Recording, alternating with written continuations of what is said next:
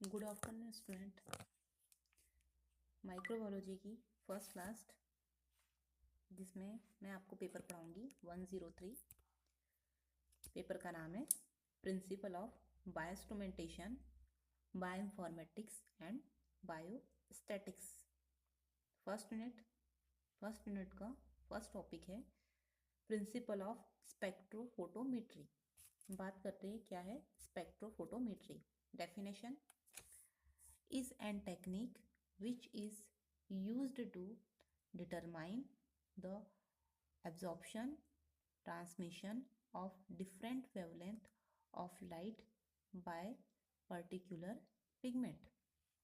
Spectrophotometry एक ऐसी technique है जिसमें हम यह पता लगा सकते हैं कि पिगमेंट ने कौन सी लाइट को कितना एब्जॉर्ब किया है।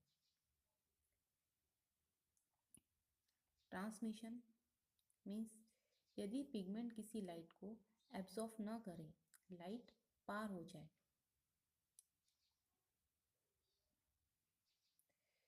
या ट्रांसमिट हो जाए, तो उसे कहते हैं ट्रांसमिशन।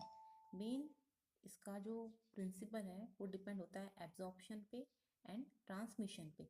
एब्जॉर्प्शन में जैसे कि कोई पर्टिकुलर कोई भी सैंपल है ना, सैंपल में से कोई भी लाइट जब इंटर करेगी, कोई भी विजिबल लाइट इंटर करेगी, तो इंटर करने से जो सॉल्यूशन है वो उस लाइट को एब्जॉर्ब करेगा, तो वो कहलाया एब्जॉर्प्शन। एंड सॉल्यूशन यदि उस पर्टिकुलर लाइट को एब्जॉर्ब नहीं करता तो वो कहलाता है ट्रांसमिशन। या तो लाइट एब्जॉर्ब हो जाएगी या तो लाइट क्या हो जाएगी, ट्रांसमिट हो जाएगी, मतलब बाहर निकल जाएगी। मेन इसका जो प्रिंसिपल है यूज़ होता है mainly spectrophotometry, amount of light के अमाउंट को मेज़र किया जाता है।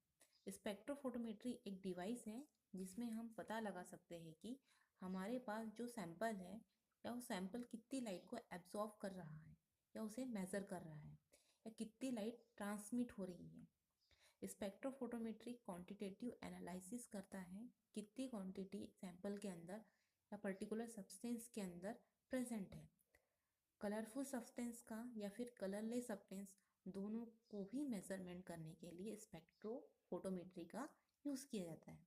स्पेक्ट्रोफोटोमेट्री की और डीपली बात की जाए तो स्पेक्ट्रोफोटोमेट्री में स्पेक्ट्रा मतलब होता है, स्पेक्ट्रा मतलब कि पर्टिकुलर सन से जो लाइट आएगी उसे हम क्या कहते हैं, इलेक्ट्रोमैग्नेटिक वेव कहते हैं। स्पेक्ट्रा का मतलब स्पेक्ट्रम से होता है, जैसे डिफरेंट कंपाउंड के लिए यूज़ किया जाता है स्पेक्ट्रा। एग्जांपल हम देखते हैं जैसे विजिबल लाइट कहाँ पाई जाती है, हमारे सनलाइट में, ठीक है। तो विजिबल लाइट के 7 कंपोनेंट्स होते हैं, मतलब 7 कलर होते हैं विजिबल लाइट। कौन कौन से कलर होते हैं, violet, indigo, blue, green, yellow, orange and red, ठीक है। स्पेक्ट्रा देन फोटो मीन्स हुआ लाइट एंड मीट्री मतलब होता है मेजरमेंट, कहलाता है हमारा स्पेक्ट्रोफोटोमेट्री। मतलब डिफरेंट कंपोनेंट की जो लाइट यूज़ की जा रही है, जो हमारी विजिबल लाइट है ना, उसे हम क्या करना है, मेज़र करना है। मेज़र किससे करते हैं हम, पर्टिकुलर हमारा जो सैंपल है वो कितनी लाइट को एब्जॉर्ब करेगा। स्पेक्ट्रोफोटोमीटर को 2 इसमें डिवाइड कर देगा हम, तो क्या हो जाएगा हमारा स्पेक्ट्रोमीटर एंड हमारा फोटोमीटर, ठीक है। स्पेक्ट्रोफोटोमीटर में अगर डिवाइड करें तो एक स्पेक्ट्रोमीटर होता है और एक हमारा फोटोमीटर होता है। तो स्पेक्ट्रोमीटर की बात करते हैं, स्पेक्ट्रोमीटर का वर्क जो विजिबल लाइट को उसके डिफरेंट कंपोनेंट में तोड़ देता है। लाइट में 7 डिफरेंट कलर होते हैं। कौन कौन से कलर होते हैं, violet, indigo, blue, green, yellow, orange, red. Spectrum उस विजिबल लाइट को तोड़ देता है। ये स्पेक्ट्रोमीटर का वर्क है कि वो विजिबल लाइट को तोड़ने का काम करता है, उसे सेपरेट आउट करने का वर्क करता है। विजिबल लाइट को डिफरेंट कंपोनेंट में तोड़ दिया जाता है, जिससे कि जितने भी कलर उसमें प्रेजेंट है, पर्टिकुलर 7 कलर जो प्रेजेंट है, तो 7 कलर क्या हो जाएंगे, आपस में सेपरेट आउट हो जाएंगे। तो इस प्रकार स्पेक्ट्रोमेट्री का काम यहाँ ये होता है। स्पेक्ट्रोमीटर का यूज़ करने के लिए, डिटेक्ट करने के लिए भी इसका यूज़ किया जाता है, ठीक है, कि पर्टिकुलर को जो भी पिगमेंट है उसने कितनी लाइट को एब्जॉर्ब किया है। स्पेक्ट्रोफोटोमीटर के जो कंपोनेंट की बात की जाए तो उसमें आ जाता है light source, lens, monochromator, wavelength, selector.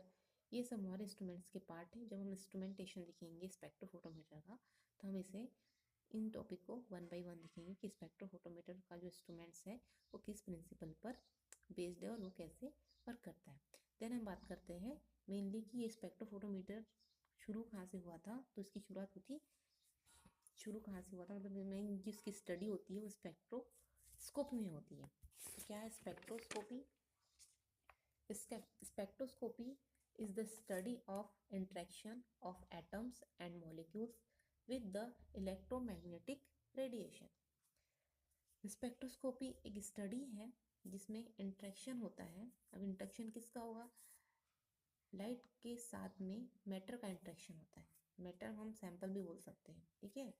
Atoms या फिर मॉलिक्यूल्स, मतलब जो मैटर होता है वो एटम्स या मॉलिक्यूल्स से मिलकर बना हुआ होता है। तो ये एटम्स या मॉलिक्यूल्स आपस में क्या करते हैं? इंट्रैक्शन करते हैं।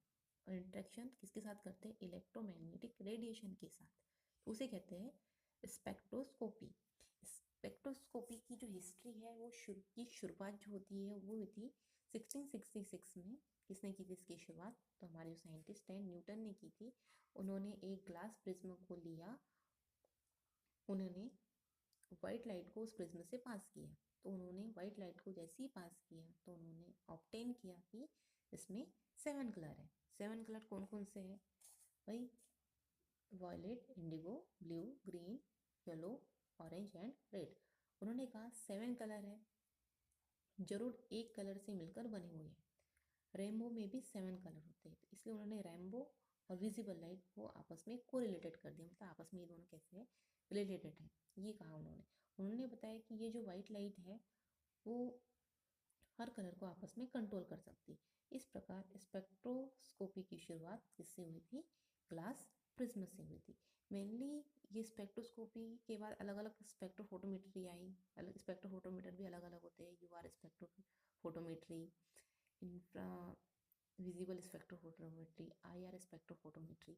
इसका जो मेन प्रिंसिपल है वो डिपेंड करता है लॉ पे। दो लॉ दिए गए थे, ठीक है। तो 2 लॉ में जो हमारा फर्स्ट लॉ है वो है बियर्स लॉ। बियर ने क्या बताया है कि जैसे मान लो कोई भी लाइट है ना, मोनोक्रोमेटिक लाइट है। मोनोक्रोमेटिक लाइट को किसी होमोजीनस ट्रांसपेरेंट मीडियम में जैसे ही इंटर करते हैं तो उसका कुछ पार्ट रिफ्लेक्ट हो जाता है और कुछ पार्ट ट्रांसमिट हो जाता है। तो उसकी इंटेंसिटी ट्रांसमिट हो जाएगा और कुछ क्या हो जाएगा। तो ये डिपेंड करता है कि हमारा जो सॉल्यूशन है, तो सॉल्यूशन की जो इंटेंसिटी है वो हो जाएगी, कम हो जाएगी।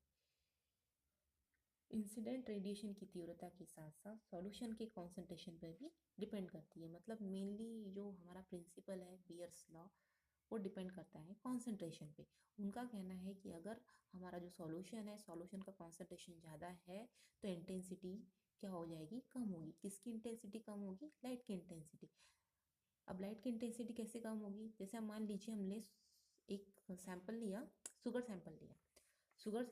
जो शुगर है 10 ग्राम शुगर हमने वाटर में डिसॉल्व कर दी, ठीक है। डिसॉल्व करने के पश्चात वो हमारा सैंपल बन गया। उस सैंपल को हमने किस में रख दिया? स्पेक्ट्रोफोटोमीटर में। स्पेक्ट्रोफोटोमीटर अपना वर्क करेगा, ठीक है। स्पेक्ट्रोफोटोमीटर पे जैसे ही लाइट, विजिबल लाइट इंटर करेगी तो जो हमारा सैंपल है, कौन सा सैंपल है? Sugar sample. क्वांटिटी कितनी है? 10 ग्राम शुगर जो है उसमें डिसॉल्व है, ठीक है। तो जो शुगर है, जैसे ही लाइट, विजिबल लाइट उस शुगर पे पड़ेगी तो विजिबल लाइट 10 ग्राम जो शुगर है वो विजिबल लाइट यूज़ कर लेगी और जो बाकी जो लाइट बची हुई है वो क्या हो जाएगी? ट्रांसमिट हो जाएगी, ठीक है। यदि हम 10 ग्राम शुगर की जगह 100 ग्राम शुगर ले ले, ठीक है, तो क्या हो जाएगा? हमारा जो सॉल्यूशन है वो गाढ़ा हो जाएगा, है ना, उसका कॉन्सेंट्रेशन ज़्यादा हो जाएगा। इस कॉन्सेंट्रेशन के साथ सैंपल को जब हम क्यूवेट में रखते हैं और क्यूवेट को जब हम स्पेक्ट्रोफोटोमीटर में रखते हैं तब क्या होगा कि लाइट क्या हो जाएगी? एब्जॉर्ब कर लेगा, ठीक है। तो उससे क्या हो जाएगा कि हमारा जो सॉल्यूशन है उस सॉल्यूशन को एब्जॉर्ब किसने किया? सॉल्यूशन में जो प्रेजेंट शुगर है 10 ग्राम शुगर, उसे एब्जॉर्ब कर लेता है लाइट, ठीक है। तो लाइट को तो यूज़ कर लिया, किसने यूज़ कर लिया? उस सॉल्यूशन ने। जिससे क्या हो गया, लाइट की इंटेंसिटी क्या होगी, कॉन्सेंट्रेशन बढ़ेगा तो लाइट की इंटेंसिटी क्या हो जाएगी, कम हो जाएगी। ये बताया था हमारे बियर्स लॉ में, ठीक है। और वैसे ही सेम टू सेम डिपेंड है हमारा लैम्बर्ट लॉ, ठीक है। लैम्बर्ट लॉ में लैम्बर्ट ने क्या बताया है कि जब भी किसी मोनोक्रोमेटिक लाइट को किसी होमोजीनियस ट्रांसपेरेंट मीडियम से इंटर करते, होमोजीनियस ट्रांसपेरेंट मीडियम मतलब होता है कि एक ही सैंपल में इंटर करते हैं तो उसका कुछ पार्ट रिफ्लेक्ट हो जाता है और कुछ पार्ट ट्रांसमिट हो जाता है, उसकी इंटेंसिटी डिस्टेंस के साथ कम हो जाती है। लाइट की इंटेंसिटी दूरी के साथ क्या हो जाती है, घट जाती है। यहाँ पे भी यही बताया है कि जैसे ही कोई भी लाइट किसी सैंपल के अंदर इंटर होगा, जो सैंपल है, यहाँ पे मेनली बात की गई है थिकनेस की, मतलब मोटाई की। यदि मोटाई ज़्यादा होगी सैंपल की तो इंटेंसिटी, लाइट की इंटेंसिटी कैसी हो जाएगी, कम हो जाएगी। बियर्स में हमने क्या देखा कि वहाँ पे बात हो रही थी कॉन्सेंट्रेशन, वहाँ कॉन्सेंट्रेशन ज़्यादा रहेगा तो इंटेंसिटी कम हो जाएगी। और लैम्बर्ट ने बताया कि थिकनेस ज़्यादा रहेगी सैंपल की तो लाइट की इंटेंसिटी कैसी हो जाएगी, कम हो जाएगी। यहाँ पे जो स्ट्रक्चर दिया हुआ है दोनों सेम है, फर्क है थिकनेस का एंड कॉन्सेंट्रेशन का। यहाँ पे आई मतलब इंटेंसिटी होती है, आई आर मतलब रिफ्लेक्ट, मतलब जैसे ही लाइट इंटर करेगा तो कुछ लाइट रिफ्लेक्ट हो जाएगा, मतलब बाहर निकल जाएगा, ठीक है। लाइट कौन सा यूज़ किया गया है, मोनोक्रोमेटिक लाइट। लाइट कुछ सैंपल, उस सैंपल जो प्रेजेंट है वो क्या करेगा, उसे एब्जॉर्ब करेगा और कुछ क्या हो जाएगा, ट्रांसमिट हो जाएगा। तो ट्रांसमिट हो जाएगा तो आईटी मतलब होता है ट्रांसमिट करना। तो यहाँ पे जो इक्वेशन लिखी है di/dx, ठीक है। तो डी आई मतलब हो गया जो लाइट चेंज होगी।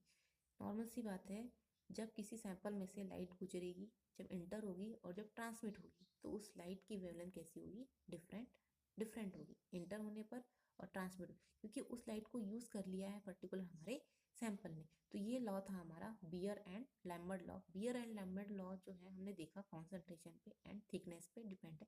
ये मेनली प्रिंसिपल है हमारा स्पेक्ट्रोफोटोमेट्री का प्रिंसिपल है, जो मेनली यूज होता है किस पे बेस्ड है, बियर एंड लैम्बर्ट लॉ पे। बियर ने क्या बताया है कि यदि बियर जो लॉ है उन्होंने बताया है कि कौन सैंपल का कॉन्सेंट्रेशन ज़्यादा है तो इंटेंसिटी कम हो जाएगी, और लैम्बर्ट ने बताया है कि सैंपल की थिकनेस ज़्यादा है तो इंटेंसिटी क्या हो जाएगी, कम हो जाएगी। तो इस प्रकार ये हमारा मेन प्रिंसिपल है स्पेक्ट्रोफोटोमेट्री का। देन हम इसके बाद देखेंगे स्पेक्ट्रोफोटोमेट्री कैसे वर्क करता है हमारा इंस्ट्रूमेंट, ठीक है। तो ये हम नेक्स्ट लेक्चर में देखेंगे। Thank you.